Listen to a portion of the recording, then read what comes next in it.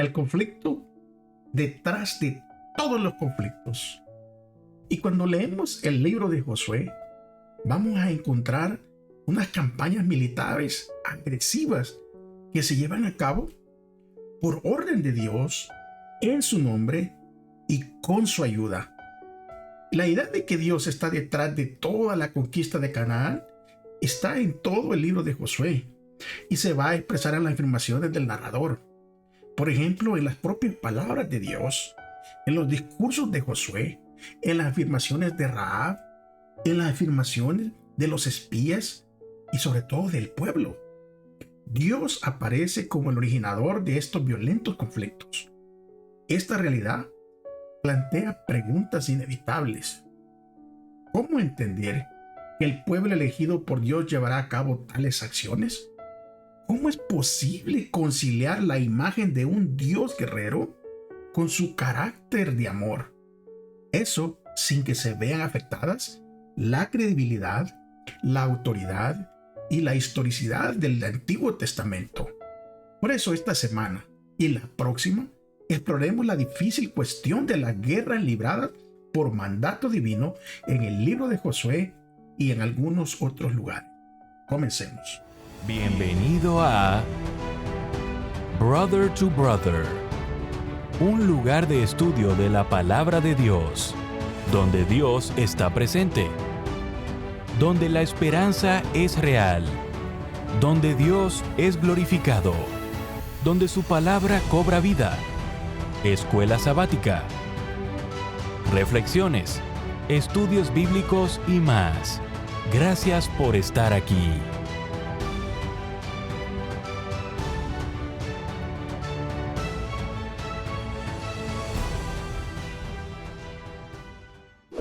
Muy bienvenidos a su programa Brother to Brother. Una vez más, por la misericordia de Dios, nos encontramos aquí para poder estudiar todos juntos. No vamos a perder mucho tiempo. Recuerden su Biblia, su libro de estudio, algo que tomar nota. Sobre todo que me ayuden y que vengan justo a orar conmigo reverentemente. Por favor, les invito.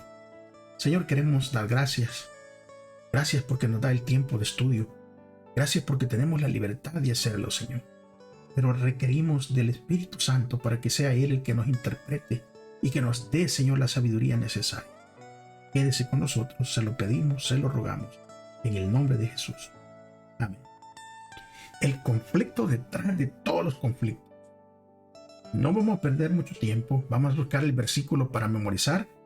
Se encuentra en Josué 10:14 y dice de la siguiente manera: no ha habido día igual, ni antes ni después, en que el Señor escuchara la voz de un hombre, porque el Señor luchó por Israel. Josué 10:14. Con esa lectura vamos a ir de entrada al comandante de los ejércitos del Señor. Así que vamos abriendo ese libro de estudio y vamos a empezando con la pregunta que viene en este día domingo. ¿Qué dice este texto acerca del trasfondo de la conquista de Canaán? ¿A qué texto nos referimos? A Josué capítulo 5, del versículo 13 al 15. Miren lo que está pasando entonces. Dice el versículo 13: sucedió que estando Josué cerca de Jericó, alzó los ojos y miró, y aquí que un hombre estaba delante de él con su espada desenvainada en su mano. Josué, yendo hacia él, le preguntó: ¿eres de los nuestros o nuestros enemigos? Y él le respondió: no, yo soy el jefe del ejército del Señor, que he venido ahora. Entonces Josué, postrándose en tierra sobre su rostro, lo adoró y le preguntó: ¿qué dice mi señor a su siervo? El jefe del ejército del Señor respondió a Josué: quita las sandalias de tus pies, porque el lugar donde tú estás santo es. Y Josué lo hizo. Muy similar al llamado cuando el Señor se le aparece a Moisés y el requisito es quitar esas sandalias de sus pies, porque el lugar donde se encuentra tanto Moisés en aquel día como Josué en esta lectura es un lugar santo. Quitémoslos todo lo que vaya a interferir de estar en el lugar donde el Señor está. Josué lo hizo. Creo que es un buen ejemplo. Tanto Josué y Moisés obedecieron la petición del Señor para así podernos unir en este estudio. Y en este estudio vemos que aquí justamente el pueblo de Israel acaba de cruzar el Jordán, acaba de entrar al territorio enemigo. Ahora, al otro lado, allí donde habían entrado, estaba la ciudad de Jericó. Jericó era una fortaleza, o sea, impenetrable, y ella estaba enfrente de ellos. Posiblemente miraron esas puertas imponentes y las miraron cerradas. Y muchos de ellos se han de haber preguntado, ¿y cómo vamos a hacer para entrar? Porque en ese momento, recuérdense que el pueblo no tiene ningún conocimiento de estrategia de guerra. Ellos no saben pelear. Ellos son esclavos. Y lo único que sabían hacer era construir ladrillos, construir paredes, no derribarlas. Pero en este momento, siendo ellos constructores, sabiendo, conociendo los materiales, el tamaño de las paredes, posiblemente a muchos de ellos se les vino a la mente, como a nosotros en muchas ocasiones, cuando enfrentamos situaciones que conocemos, decir, esto es imposible, no se va a poder. Y el pueblo enfrentó esto allí en Jericó. El pueblo, les digo, no conocía ninguna estrategia. Y lo más preocupante era que aunque hubieran conocido estrategia de guerra, no tenían armas. Lo único que tal vez habían podido tener unas pocas lanzas y flechas, tal vez algunas ondas. Pero ¿qué era eso en contra de esa gran ciudad que estaba preparada no solo para repeler a un pueblo tan inexperto y desarmado como Israel, sino que estaba preparado para repeler a muchos otros que incluso ni los egipcios se habían atrevido a querer y conquistar Jericó? Pero hay un evento que es previo a eso, y ese evento es en donde a Josué, como leímos en la escritura, se le presenta este ser, ¿verdad? Y Josué le dice, bueno, ¿eres tú de los nuestros o eres de los enemigos? Bueno, y él se identifica y le dice, no. O sea, la respuesta que le dio fue, no soy ninguno de los dos. Es más, la respuesta del visitante revela que no estaba dispuesto a entrar en ninguna de esas dos categorías definidas por Josué. O sea, la cuestión aquí es, no era si el visitante estaba de parte de Josué, sino la pregunta era si Josué estaba de parte de este visitante, de este comandante del ejército del Señor. Y esa era la pregunta que se tenía que contestar. ¿Qué nos van a enseñar los siguientes textos acerca de la identidad de Josué y de la identidad del comandante del ejército del Señor? Vamos a leer una vez más Josué capítulo 5 versículo 14 y 15, porque nos vamos a entrar en el contexto y vamos a comparar con los otros textos. Mire lo que dice una vez más Josué 5, 14 y 15. Él le respondió, no, yo soy el jefe del ejército del Señor que he venido ahora. Entonces Josué, postrándose en tierra sobre su rostro, lo adoró y le preguntó, ¿qué dice mi señor a su siervo? El jefe del ejército del Señor respondió a Josué, quita las sandalias de tus pies, porque el lugar donde tú estás santo es. Y Josué lo hizo así. No cuestionó la orden del comandante del ejército del Señor. Pero Segunda de Reyes, capítulo 6, versículo 8 al versículo 17, hay una historia en donde nosotros podemos ver, identificar el ejército del Señor, ese ejército que comanda este comandante justo que se le apareció a Josué. Segunda de Reyes capítulo 6, versículo 8 al 17, el rey de Siria estaba en guerra con Israel y tomó consejo con sus servidores diciendo: en tal y tal lugar estará mi campamento. Pero el hombre de Dios mandó a decir al rey de Israel: guárdate de pasar por tal lugar, porque los sirios van a descender allí. Y el rey de Israel enviaba gente al lugar que el hombre de Dios le indicaba y le advertía. De modo que tomaba precauciones allí. No había, no una ni dos veces, sino muchas veces. Entonces, el corazón del rey de Siria se turbó por esto y llamando a sus servidores les preguntó: ¿no me declararán ustedes quién de los nuestros está de parte del rey de Israel? Entonces respondió uno de sus servidores: ninguno, mi señor, sino que el profeta Eliseo que está en Israel le declara al rey de Israel las palabras que hablas en tu dormitorio. Entonces él le dijo: vayan, miren dónde está, y yo enviaré a capturarlo. Le informaron diciendo: he aquí que está en Dotán. Y el rey envió allá gente de a caballo, carros y un gran ejército, los cuales llegaron de noche y rodearon la ciudad. Cuando el siervo de aquel hombre de Dios madrugó para partir y salió de aquí, que vio un ejército que tenía cercada la ciudad con gente de a caballo y carros. Entonces el criado le dijo: ay, señor mío, ¿qué haremos? Él le respondió: no tengas miedo, porque más son los que están con nosotros que los que están con ellos. Entonces Eliseo oró diciendo: te ruego, oh Señor, que abra sus ojos para que vea. Y el Señor abrió los ojos del criado, y éste miró. Y aquí que el monte estaba lleno de gente de a caballo y carros de fuego alrededor de Eliseo. Esto es impresionante,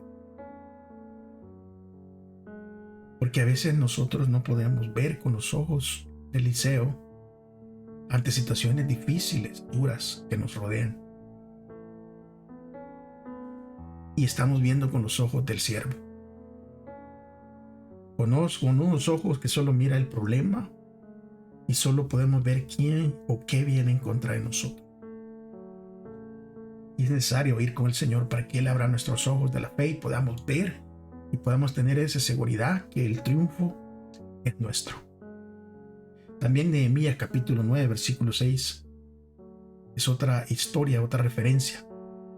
Y ahí se habla del Señor y dice: solo tú eres el Señor. Tú hiciste los cielos de los cielos y todo su ejército, la tierra y todo lo que hay en ella, los mares y todo lo que en ellos hay. Tú sostienes con vida a todos los ejércitos de los cielos, te adoran. O sea, la capacidad de este comandante es infinita. El poderío es infinito. Y Isaías también dice en el capítulo 37 y el versículo 16: oh Señor de los ejércitos, Dios de Israel, que tienes tu trono entre los querubines, solo tú eres el Dios de todos los reinos de la tierra. Tú has hecho los cielos y la tierra. O sea, identifican a este comandante, estos versículos, como el creador mismo. Y nosotros que estudiamos la Escritura sabemos quién es el creador. ¿Quién estuvo en la creación, como lo explica el libro de Juan, capítulo 1, versículo 1? Y así como comienza Génesis, que en el principio, así comienza el libro de Juan, en el principio. Y habla de Jesucristo, ese Dios creador por el cual se sostienen y se mantienen todas las cosas. La Escritura lo identifica que sin Él, nada de lo que existe puede existir. Y aunque la expresión aquí de príncipe del ejército del Señor es única en la Biblia hebrea, la combinación de los términos príncipe y ejército casi siempre se refiere a un líder militar. La palabra ejército en las Escrituras puede referirse a tropas, puede referirse a ángeles, puede referirse a cuerpos celestes. El Cristo preencarnado no se aparece a Josué como un simple aliado, ni siquiera como el verdadero comandante del ejército de Israel, sino como el comandante del ejército invisible de ángeles, partícipes de un conflicto mucho mayor que el de Josué con los cananeos. Y es por eso que la respuesta de Josué indica claramente que comprende cuál es la identidad del comandante. Este comandante es igual a Dios y Josué se postra ante él en señal de profundo respeto y adoración. Y Josué está preparado para que se le comunique la estrategia propia de una campaña militar, que es parte de un conflicto mucho mayor y en el que participa el propio Dios de los ejércitos celestiales. Este día de estudio nos trae esperanza y nos tiene que traer un consuelo, porque podemos y debemos obtener del hecho de que el príncipe del ejército del Señor está obrando e interviene en defensa de nosotros, en defensa de su pueblo. Guerra en el cielo. Josué llegó a entender que la batalla que estaba por librarse formaba parte de un conflicto mucho, pero mucho más grande que la guerra que él estaba por empezar. Y la pregunta de este día es: ¿qué sabemos del conflicto en el que Dios mismo estaba participando? ¿Sabemos algo de eso? Bueno, leamos directo de la Escritura para que veamos ese conflicto. Apocalipsis capítulo 12, versículo 7 al 9, dice: estalló entonces una guerra en el cielo. Miguel y sus ángeles pelearon contra el dragón, y el dragón y sus ángeles pelearon. No prevalecieron, ni fue hallado más el lugar de ellos en el cielo. Y fue arrojado el gran dragón, la serpiente antigua que se llama Diablo y Satanás, el cual engaña a todo el mundo. Fue arrojado a la tierra y sus ángeles fueron arrojados junto con él. Dios pobló el universo con criaturas responsables a las cuales se les concede el libre albedrío. Este es un prerequisito para que pudieran amar. Ellos pueden elegir actuar de acuerdo con la voluntad de Dios o en contra de ella. Y este requisito nosotros del libre albedrío lo tenemos también. Nosotros también podemos elegir actuar de acuerdo con la voluntad de Dios o ir en contra de ella. Y Lucifer, el más poderoso de los ángeles, se rebeló contra Dios. Se llevó consigo a muchos ángeles. Mire lo que dice el libro de Isaías acerca de esta rebelión. ¿Cómo lo va a describir? Isaías 14, versículo 12 al versículo 14. ¿Cómo has caído del cielo, oh lucero, hijo de la mañana? Has sido derribado al suelo, tú que debilitabas a las naciones. Tú has dicho en tu corazón: subiré al cielo en lo alto, hasta las estrellas de Dios levantaré mi trono y me sentaré en el monte de la asamblea en las regiones más distantes del norte. Subiré sobre las alturas de las nubes y seré semejante al Altísimo. Este ser se revela por envidia, por codicia al poder de Dios, por tomar al lugar de Dios. Y esto se va a ver en los últimos días, donde la rebeldía continúa en la tierra. Y este ser utiliza poderes y naciones para querer subir y tomar el trono de Dios y ser semejante al Altísimo. Pero también el libro de Ezequiel hace una descripción, capítulo 28, versículo 11 al 19. Leeremos del versículo 14, al versículo 19. Dice, cuando fuiste ungido, yo te puse en los querubines protectores. Estabas en el santo monte de Dios. Andabas en medio de piedras de fuego. Eras perfecto en tus caminos desde el día que fuiste creado hasta que se halló en ti maldad. A causa de tu gran comercio te llenaron de violencia y pecaste. Por eso te expulsé del monte de Dios, y un querubín protector hizo que desaparecieras de en medio de las piedras de fuego. Tu corazón se enalteció debido a tu hermosura a causa de tu esplendor. Se corrompió tu sabiduría. Yo te he arrojado en tierra y te he puesto como espectáculo ante los reyes. Por tus muchos pecados y por la iniquidad de tu comercio, profanaste tu santuario. Yo pues hice que en medio de ti se desatara y te devorase el fuego. Te convertí en ceniza sobre la tierra ante los ojos de cuantos te observaban. Todos los que te conocen entre los pueblos se horrorizan a causa de ti. Eres objeto de espanto y dejarás de ser para siempre.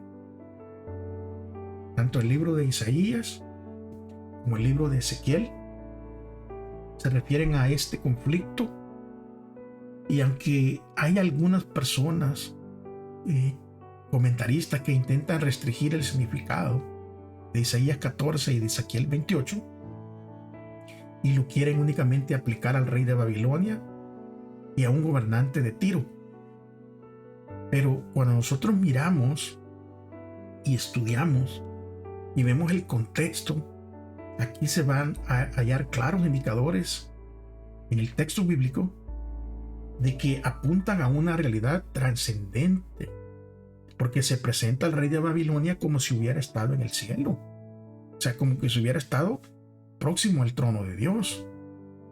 También se dice del rey de Tiro que residía en el Edén como querubín protector en el santo monte de Dios. Y nada de esto, ninguna de estas descripciones, aplican tanto al rey de Babilonia como al rey de Tiro. O sea, no podemos decir de estos reyes terrenales que fueran intachables y que el modelo de ellos era la perfección. Eso no aplica. Por lo tanto, estos personajes están apuntando más allá de los reinos literales de Babilonia y el reino de Tiro. Es por eso que en el capítulo 14 del libro de Isaías presenta un proverbio o una parábola. El significado está más allá del contexto histórico inmediato.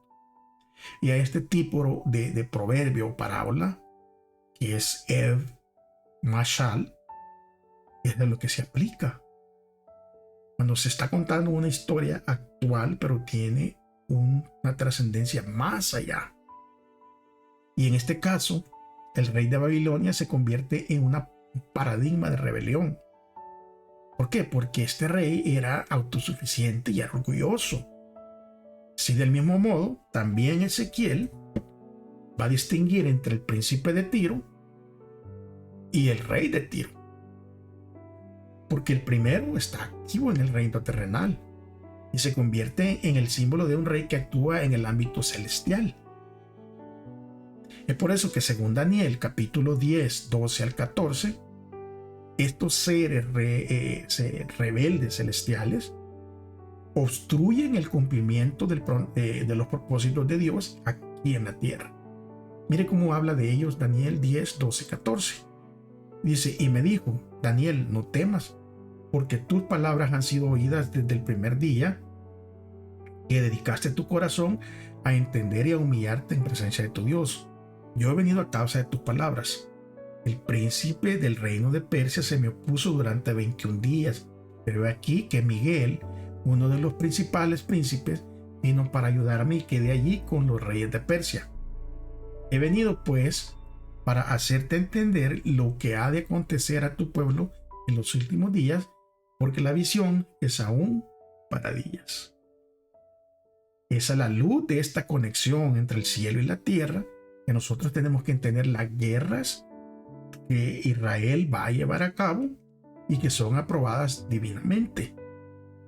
Y tenemos que reconocerlas como manifestaciones terrenales del gran conflicto entre Dios y Satanás, del gran conflicto entre el bien y el mal.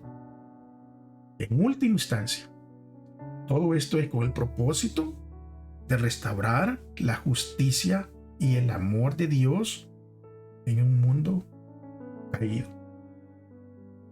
¿Y de qué manera nosotros podemos ver la realidad de esta batalla cósmica entre el bien y el mal en el mundo que nos rodea y aún en nuestras propias vidas? Es de pensar.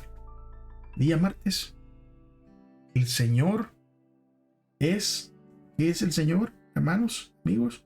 El Señor es un guerrero. Dios es un guerrero imponente. ¿Y qué significa el hecho de que Dios es un guerrero? ¿Qué nos va a decir la Escritura? Porque recuérdense que todas las preguntas se tienen que contestar en un contexto y con la Biblia. Versículo 23 al 25 del capítulo 2 de Éxodo. Dice: aconteció después de muchos años que el rey de Egipto murió. Los hijos de Israel gemían a causa de la esclavitud y clamaron a Dios. Y el clamor de ellos a causa de su esclavitud subió a Dios. Dios oyó el gemido de ellos y se acordó de su pacto con Abraham, con Isaac y con Jacob. Dios miró a los hijos de Israel y reconoció su condición. Éxodo capítulo 12, 12 y 13. Es lo que dice, hablando de el Señor es un guerrero. La misma noche, y ya pasó un tiempo, las plagas, estamos en la última plaga. El Señor da instrucciones de cómo librarse de la última plaga y dice: la misma noche yo pasaré por la tierra de Egipto y heriré de muerte a todo el primogénito en la tierra de Egipto, tanto de los hombres como del ganado. Así ejecutaré actos justicieros contra los dioses de Egipto, yo el Señor. Versículo 13: la sangre les servirá de señal en las casas donde estén. Yo veré la sangre y en cuanto a ustedes pasaré de largo, y cuanto castigue la tierra de Egipto, no habrá en ustedes ninguna plaga para destruirlos. Ahora vamos hasta el capítulo 15 de Éxodo, versículo 3 al 11. Miren lo que dice: el Señor es un guerrero, el Señor es su nombre. Ha echado al mar los carros y al ejército del faraón. Fueron hundidos en el mar rojo sus mejores oficiales. Las aguas profundas las cubrieron, descendieron como piedra a las profundidades. Tu diestra, oh Señor, ha sido majestuosa en poder. Tu diestra, oh Señor, ha quebrantado al enemigo.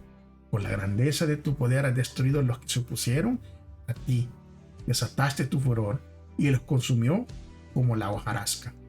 Por el soplo de tu aliento se amontonaron las aguas. Las olas se acumularon como un dique.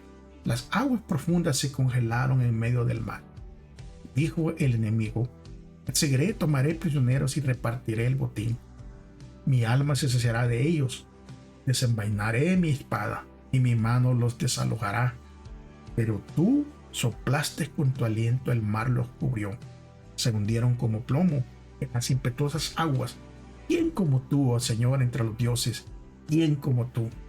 Majestuoso en santidad, temible en hazañas, dignas de alabanza, hacedor de maravillas. Extendiste tu diestra. Durante su prolongada permanencia en Egipto, los israelitas se habían olvidado de este Dios y que Él era un guerrero que podía pelear por ellos. ¿Por qué se habían olvidado los israelitas que se habían pasado hace tanto tiempo en Egipto? Y cómo fue que demostraron ellos todo lo que las verdades que le había enseñado sus antepasados acerca de este Dios. Y miramos que ellos fueron a peregrinar por el desierto y su conocimiento del Dios de Abraham, Isaac y Jacob se había desvanecido y habían incorporado ellos cosas paganas en sus prácticas religiosas. Ellos, hermanos, se recuerdan que en la primera oportunidad que tuvieron se hicieron un dios de oro, un becerro de oro. E incluso el hermano de Moisés les dijo: este es el Dios que lo sacó de Egipto. Pero cuando el pueblo clamó al Señor, bajo la opresión en la cual se encontraban. Dios intervino en el momento exacto y los rescató de la esclavitud. Pero el conflicto descrito en los primeros 12 capítulos de Éxodo fue mayor que una simple lucha de poder entre Moisés y el faraón. O sea, todas esas plagas, toda esa pelea entre Dios verdadero y los dioses falsos de Egipto tiene una implicación más que abarca y que va más allá. Según la ideología de guerra del antiguo cercano oriente, los conflictos que iban a haber entre los pueblos, en última instancia, se consideraban unos conflictos entre los dioses de ellos.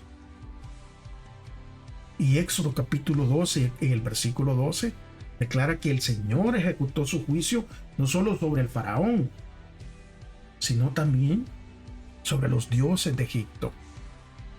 Esos dioses, esos demonios que tenían ellos, esos demonios que estaban detrás del poder opresor de ese sistema social de Egipto.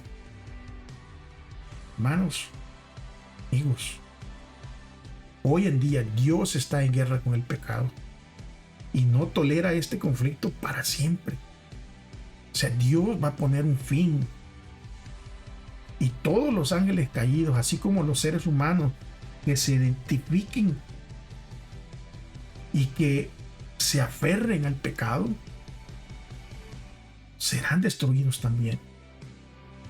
Y por eso cuando miramos estas batallas contra los habitantes de Canaán, deben ser percibidas como una etapa previa al gran conflicto que alcanzará un clímax, y que empezó ese clímax en la cruz y su consumación para ir a un juicio final. Y conforme vaya avanzando, cuando la justicia y el carácter amoroso de Dios sean vindicados para siempre ante todos, ese tiempo viene muy pronto. La destrucción total de los cananeos se debe de comprender en la cosmovisión bíblica de que el conflicto, así como terminó esta guerra con los cananeos y fueron destruidos completamente, también el conflicto cósmico entre el bien y el mal terminará.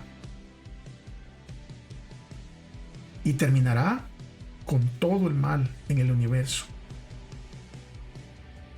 Pero lo que está en juego es la reputación y el carácter de nuestro Dios. Desde que el pecado, hermanos, entró a la existencia humana, nadie, oiga bien, y esto es súper importante que usted lo entienda, nadie, pero nadie puede permanecer en un terreno neutral. Y únicamente podemos estar en uno de los dos lados, al lado de Dios o al lado del mal. Y hemos mirado el trasfondo, que la erradicación de los cananeos debe ser vista como un anticipo del juicio final. Y esta realidad de la gran controversia únicamente da dos opciones.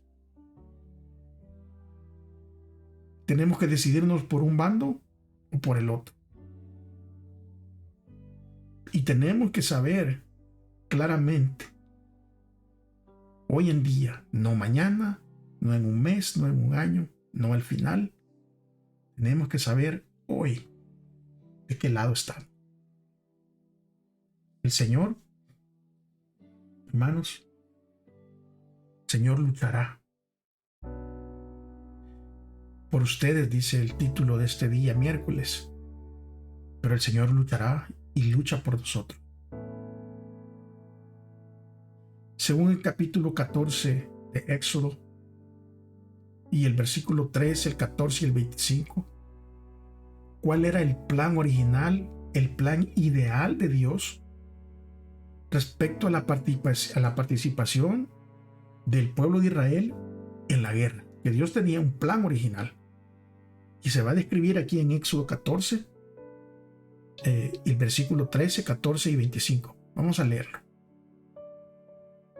Versículo 13 dice, y Moisés respondió al pueblo, no teman, estén firmes y verán la liberación que el Señor hará a favor de ustedes. A los egipcios que ven ahora, nunca más los volverán a ver. El Señor combatirá por ustedes y ustedes se quedarán en silencio. Versículo 25 dice, y trabó las ruedas de sus carros de modo que se desplazaban pesadamente. Entonces los egipcios dijeron, huyamos de los israelitas, porque el Señor combate por ellos contra los egipcios. En ese momento de angustia, de crisis, momento terrible, cuando el pueblo de Israel se ve acorralado, sin salida,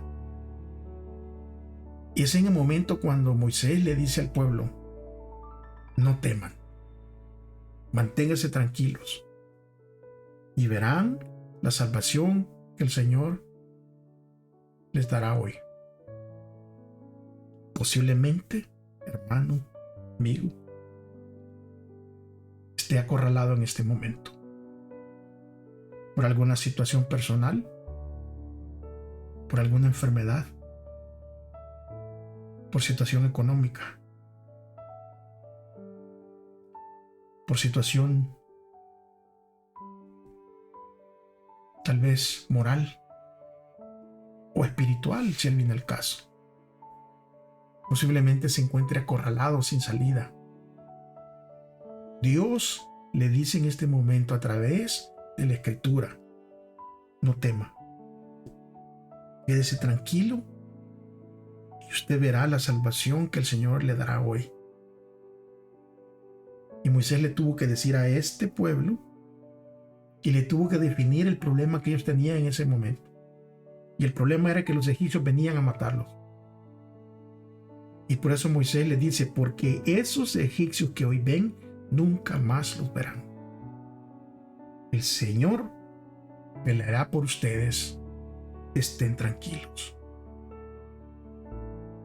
Y como leímos, aún la Escritura, la Biblia dice que los mismos egipcios entendieron esa realidad. Porque ellos mismos dijeron, huyamos de delante de Israel, porque el Señor pelea por ellos contra los egipcios.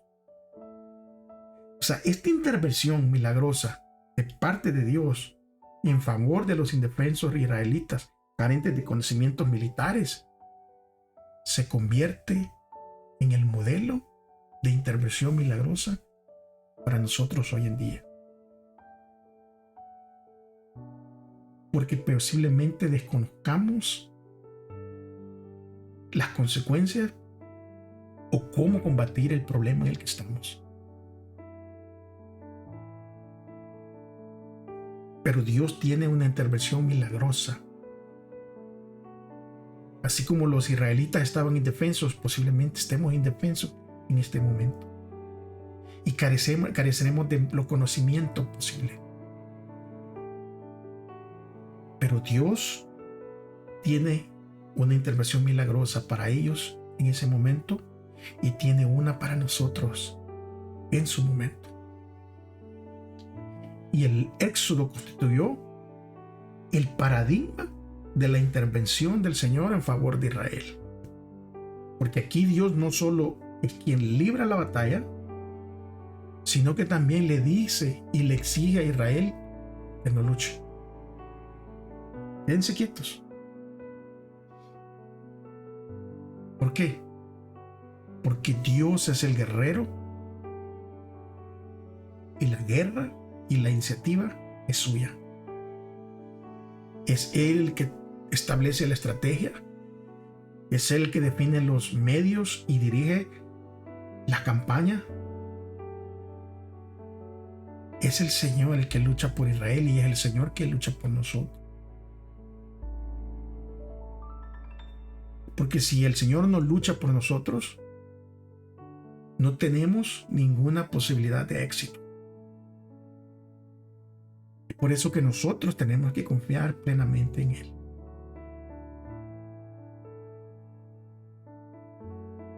En la revista Señales de los Últimos Días, el 2 de septiembre de 1880, en la página 1, en un párrafo titulado Los 12 espías, allí se interpreta esto como una expresión del hecho de que Dios no quiso que obtuvieran la tierra prometida por medio de la guerra, sino mediante la sumisión y la obediencia incondicional a sus mandamientos. Y esto se parece que aquí, que igual que en la liberación de Egipto, Dios pelearía las batallas por ellos. Todo lo que tenían que hacer era permanecer quietos y presenciar su poderosa intervención. Y aquí la historia demuestra que siempre que Israel tuvo suficiente confianza en Dios, ellos no necesitaron luchar. Dios peleó con ellos. Y podemos leer vez tras vez las guerras cuando Israel confiaba en el Dios Todopoderoso, no tenían que hacer nada. Por ejemplo, en Jericó, ¿qué hicieron ellos? Caminar alrededor, dar las trompetas y gritar, y las murallas cayeron. Y en muchas otras ocasiones Dios el que peleaba y Dios era el que confundía a los enemigos, y en varias ocasiones los enemigos se pelearon entre sí.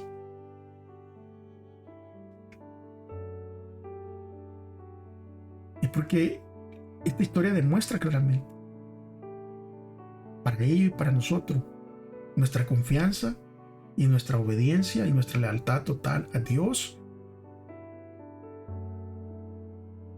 es lo único que nosotros tenemos que hacer. No tenemos que luchar. De acuerdo con el plan ideal de Dios, Israel nunca debería de haber luchado, de ir a la guerra. Pero fue la incredulidad de ellos, que después la conocemos en el libro del Éxodo, la que lo llevó a ellos y llevaran a la guerra.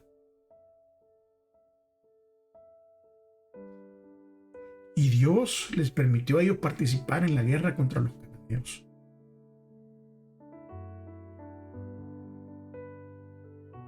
Porque si somos honestos y leemos la Biblia tal y como está escrita,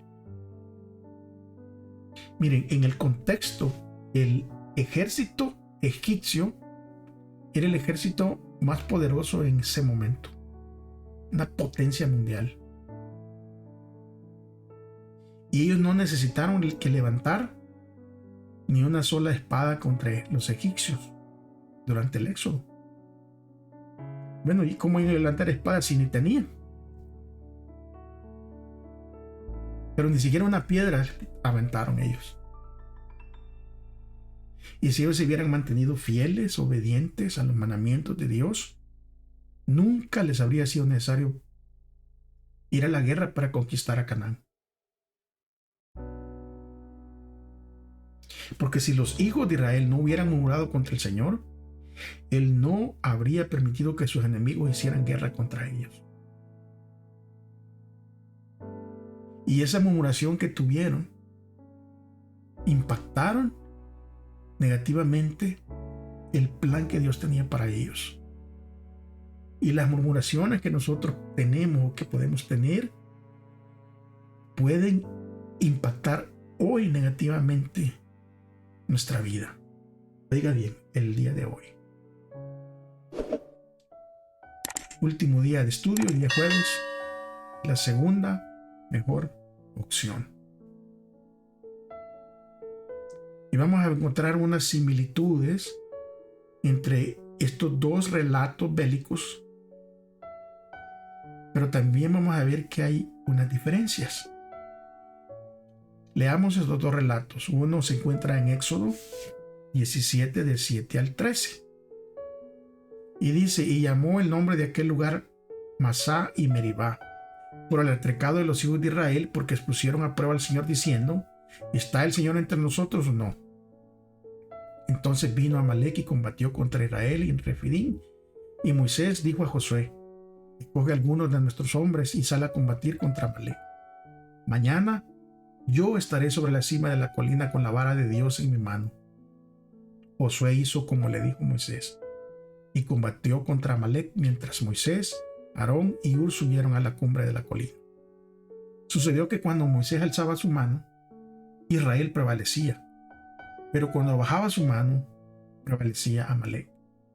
Ya las manos de Moisés estaban cansadas, por lo tanto tomaron una piedra y la pusieron debajo de él, y él se sentó sobre ella. Aarón y Hur sostenían sus manos, el uno de un lado y el otro del otro lado. Y así hubo firmeza en sus manos hasta que se puso el sol. Y así derrotó Josué a Amalec y a su pueblo filo de espada. Miremos la otra historia. Josué capítulo 6 versículo 15 al 20. Aconteció que al séptimo día se levantaron al amanecer y fueron alrededor de la ciudad de la misma manera 7 veces. Solamente ese día dieron vuelta a la ciudad 7 veces. Y sucedió que a la séptima vez, cuando las sacerdotes habían tocado las cornetas, Josué dijo al pueblo: griten, porque el Señor les entrega la ciudad. Pero la ciudad será anatema al Señor, ella con todas las cosas que están en ella. Solo vivirá la prostituta Rahab con todos los que están en su casa con ella, porque escondió a los mensajeros que enviamos. Pero ustedes guárdense del anatema, no toquen ni tomen nada del anatema, no sea que hagan anatema el campamento de Israel y le ocasionen destrucción. Pero toda la plata, el oro y los utensilios de bronce y de hierro serán consagrados al Señor y formarán parte del tesoro del Señor. Entonces el pueblo gritó y tocaron las cornetas.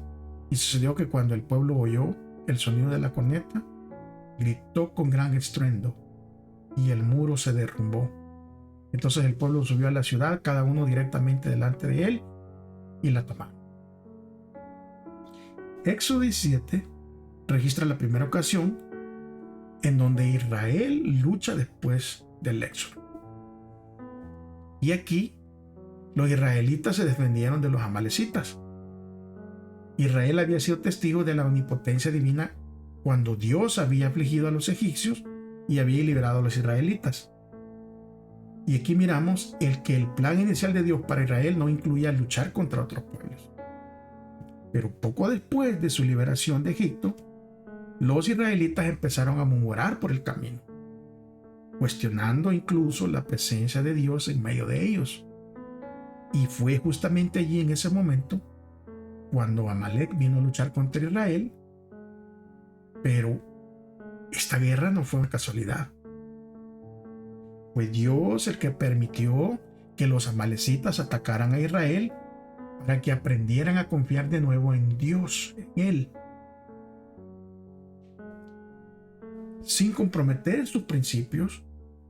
Dios desciende hasta el nivel en que se encuentra su pueblo, llamándolo continuamente a volver al plan ideal, a confiar plenamente y sin reservas en la intervención divina.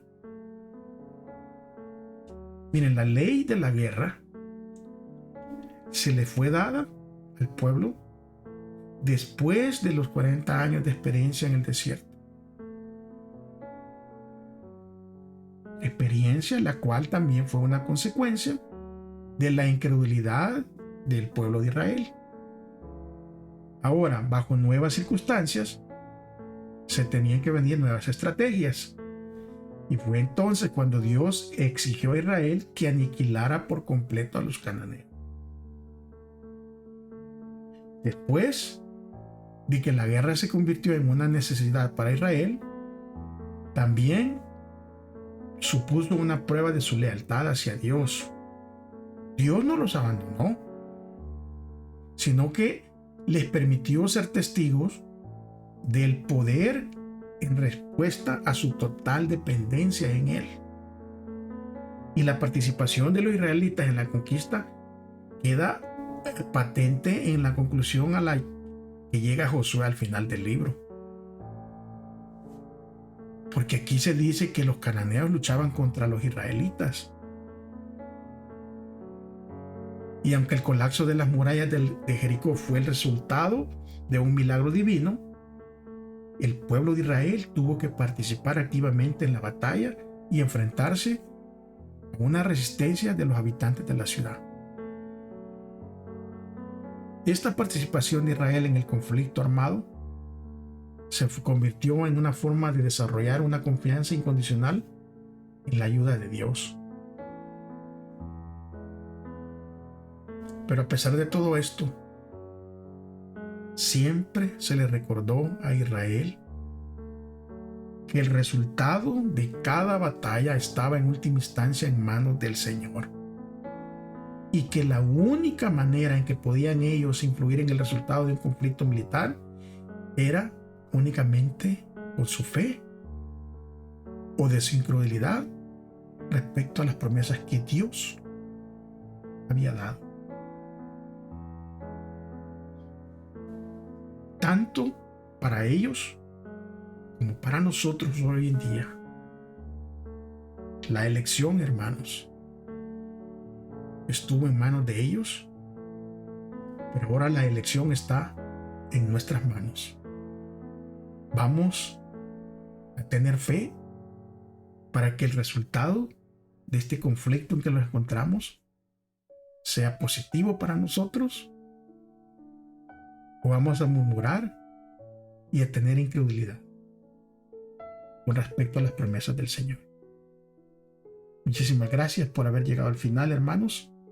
Nos veremos primero Dios, si Él lo permite, o si no ha regresado la próxima semana, para seguir estudiando. Recuérdense que mientras tanto hay que seguir esperando al Señor. Mientras esperamos, si usted dice, ¿verdad?, que ama a Dios, muéstrelo. ¿Cómo? Ame a su prójimo. Que Dios le bendiga.